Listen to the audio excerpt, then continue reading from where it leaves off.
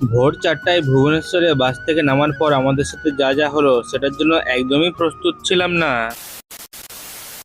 তো hello guys, সারা রাত bus journey করার পরে ভোর 4টা বাজতেই আমরা নেমে পড়লাম বাস থেকে। এরপর অনেক কষ্টে একটা অটোতে চেপে রাস্তার পাশ দিয়ে হকি স্টেডিয়াম দেখতে দেখতে আমরা পৌঁছে গেলাম স্টেশনের পাশেই একটা লজে।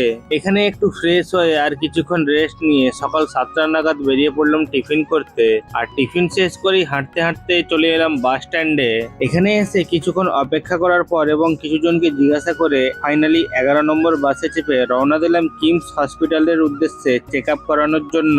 রাস্তার ধারে ভুবনেশ্বরের সুন্দর সুন্দর দৃশ্য, রাম মন্দির আর চার্চ দেখতে দেখতে কখন যে হাসপাতালের গেটের সামনে পৌঁছে গেলাম বুঝতেই পারিনি। এরপর হাসপাতালের ভেতরে কি কি হলো, কিভাবে আমরা চেক আপ করলাম, সেগুলো একটা ছোট ভিডিওতে দেখানো কখনোই সম্ভব নয়। তাই পুরো গল্প আর সমস্ত আপডেট নিয়ে খুব শীঘ্রই আসছে একটা লং ভ্লগ। ততক্ষণ পর্যন্ত ভালো থাকুন, আর ভিডিওটা ভালো লাগলে লাইক শেয়ার করতে ভুলবেন না।